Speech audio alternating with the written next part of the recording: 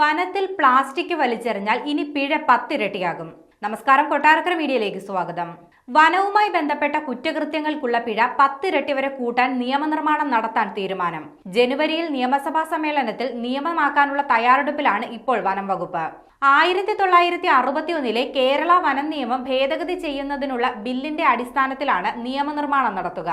വനത്തിൽ പ്ലാസ്റ്റിക് ഉൾപ്പെടെയുള്ള മാലിന്യങ്ങൾ തള്ളുക, മണൽ വാരുക, വേലികൾക്കും കയ്യാലകൾക്കും കേടുവരുത്തുക, തോക്കുകളും സ്ഫോടക വസ്തുക്കളുമായി വനത്തിൽ പ്രവേശിക്കുക, വന്യമൃഗങ്ങൾക്ക് ഭക്ഷണം നൽകുക, ശല്യപ്പെടുത്തുക, വനത്തിലെ പുഴകളിൽ നിന്ന് മീൻ പിടിക്കുക എന്നിവയും കുറ്റകൃത്യങ്ങളാക്കാനാണ് ബില്ല് ഭേദഗതി ചെയ്യുന്നത്.